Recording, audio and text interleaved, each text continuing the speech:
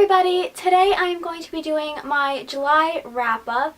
This month I only read 5 books again. This month has been really busy for me, hence why there hasn't been a lot of videos. And I haven't really been active on YouTube, like commenting on videos and watching other people's videos. But I have a ton of videos added to my watch later, so when I get some free time, I'm just gonna binge watch through everybody's videos. Anywho, on to the wrap up and what I read this month. As I said, I only read 5 books, and unfortunately, like 3 out of the 5 books that I read, I didn't particularly like that much.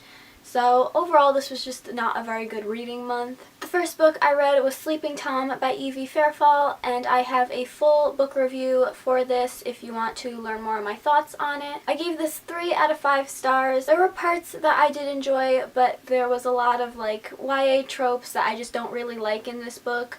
So it was a little bit hard for me to enjoy. The second book that I finished this month was The Lost World by Michael Crichton, and I buddy read this with Hannah from A Cup of Wonderland. This has to be the most disappointing book for this year. I read Jurassic Park like 2 months ago and I absolutely loved it. 5 out of 5 stars, probably my second favorite read this year.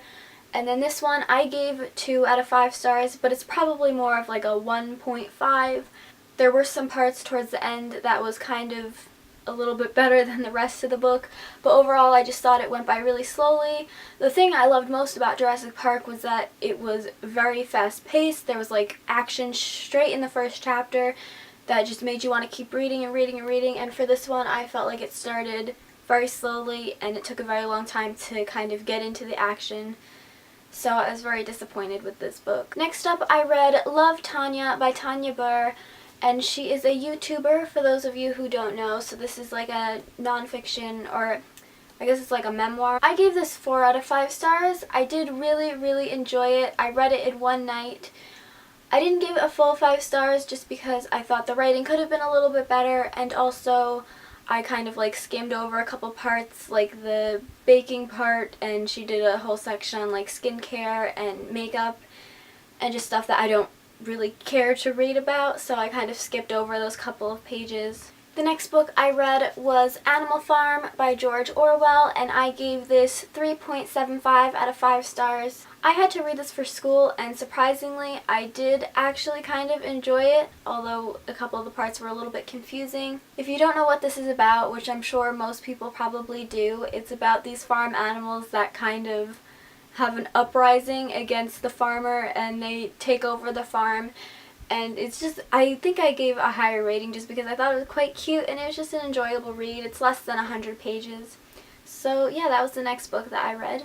And then the final book I read in July was Life and Death by Stephanie Meyer, and I gave this 3 out of 5 stars. This is basically Twilight reimagined, where all the genders are swapped. So the vampire is the girl and the human is the boy. So this book actually started out really well and I was really enjoying it.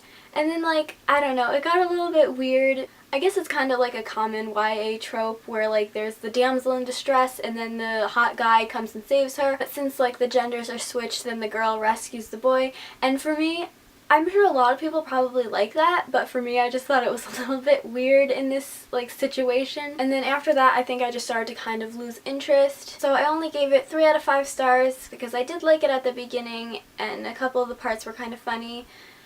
But overall, I think you just have to be like a really die-hard Twilight fan in order to really enjoy this. And I mean, I really love Twilight, but I don't think I'm like a hardcore fan that can really get into this kind of book. So those were all of the books that I read in July, but now I'm just going to quickly show you the one book on my TBR for August, and that is The Hobbit by J.R.R. Tolkien. So I'm just going to like take a break through August and just slowly work my way through this book.